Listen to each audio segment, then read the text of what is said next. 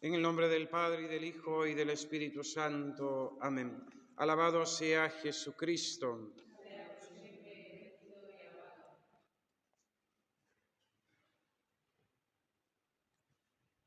Pedro, ¿me amas? Es la pregunta que hemos escuchado en el Evangelio que por 3 veces nuestro Señor Jesucristo realiza al apóstol, al príncipe del colegio apostólico, quizás para reparar aquella triple negación de la pasión que Pedro hizo ante los judíos. Pedro, ¿me amas? Señor, tú sabes todo, tú sabes que te quiero.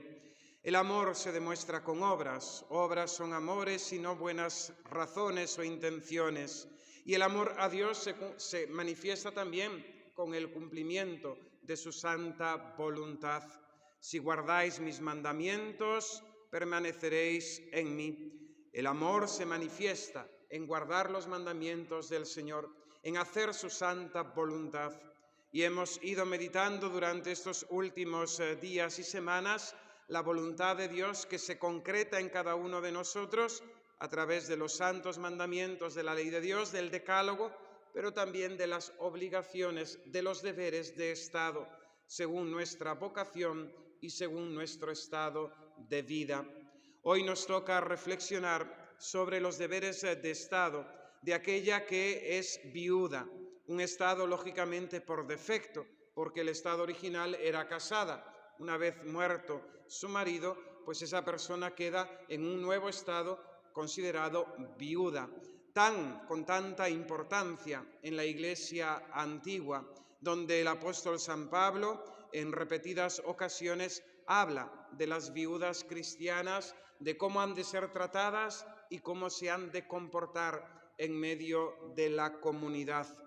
Sírvanos de ejemplo la cita en la carta a Timoteo, cuando dice el apóstol: reconoce debidamente a las viudas que de veras están desamparadas, pero si una viuda tiene hijos o nietos, que estos aprendan primero a poner en práctica su religión, cumpliendo sus obligaciones con su propia familia, y correspondan así a sus padres y abuelos, porque eso agrada a Dios.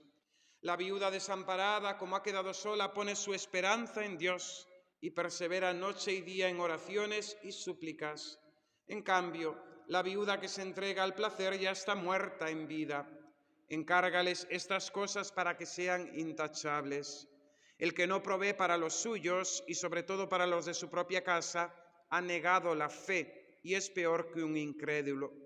En la lista de las viudas debe figurar únicamente la que tenga más de 60 años, que haya sido fiel a su esposo y que sea reconocida por sus buenas obras, tales como criar hijos, practicar la hospitalidad, lavar los pies de los creyentes, ayudar a los que sufren y aprovechar toda oportunidad para hacer el bien.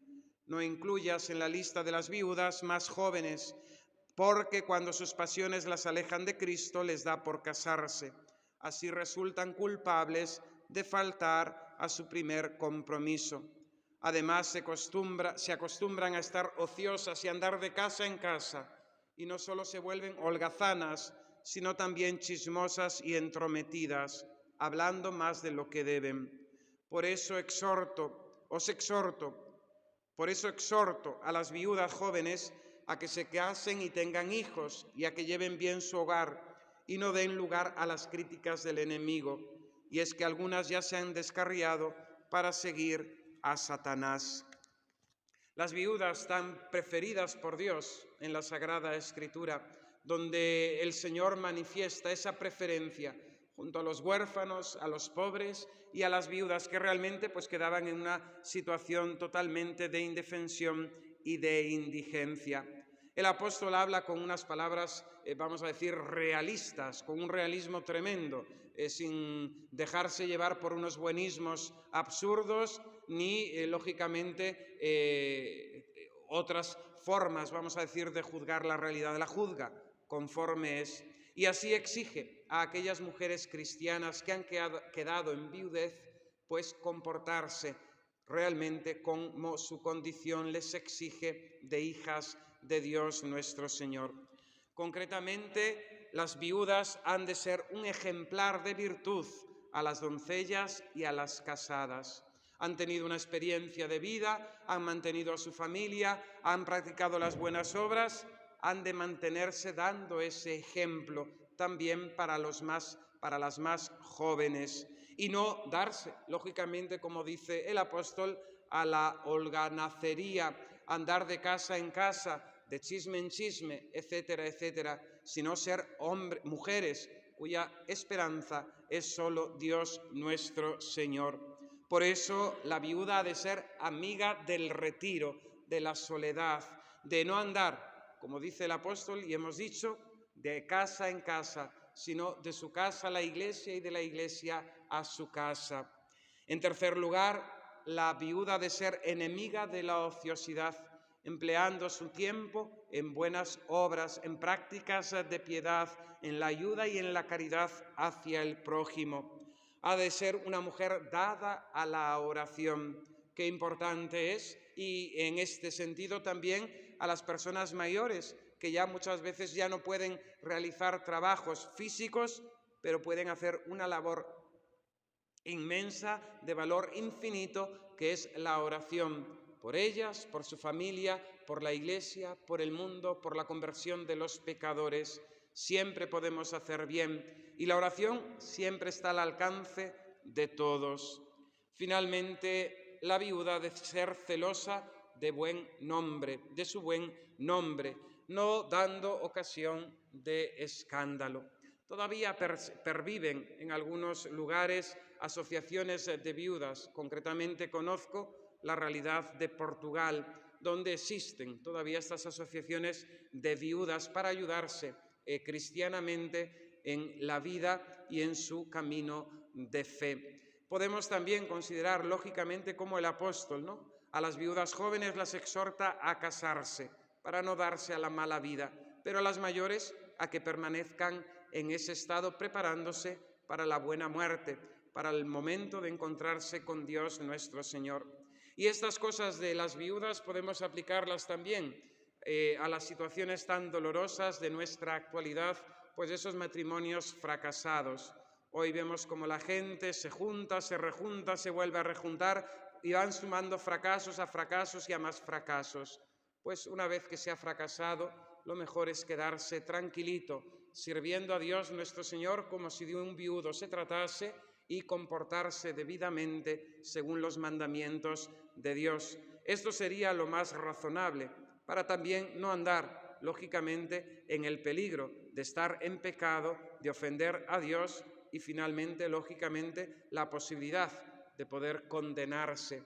Es doloroso, son situaciones de mucho sufrimiento y la Iglesia como madre acoge, ayuda, alienta, pero la Iglesia no puede justificarnos. Sabemos toda la cuestión que hay ahora, que está continuamente en el ambiente eclesial, de la comunión de los divorciados vueltos a casar, etcétera, etcétera.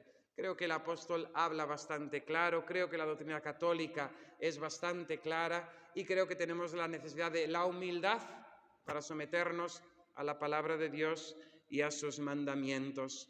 En este día en que la Iglesia nos ayuda a prepararnos a la gran solemnidad de los apóstoles San Pedro y San Pablo, le pedimos también por las familias, por aquellas que han sufrido pues esas rupturas, esas divisiones, pedimos por todas las personas que están sufriendo todas estas situaciones, sobre todo los niños que son las víctimas realmente de estas rupturas, y pedimos también en la víspera de la fiesta de los apóstoles por tantos jóvenes que en estos días van a ser ordenados diáconos y sacerdotes. En nuestra diócesis mañana se celebrarán las ordenaciones sacerdotales. En otros lugares del mundo se han celebrado en estos días, se van a celebrar, pidiéndole al Señor una y otra vez: Señor, danos sacerdotes, Señor, danos santos sacerdotes, Señor, danos muchos y santos sacerdotes. Que así sea.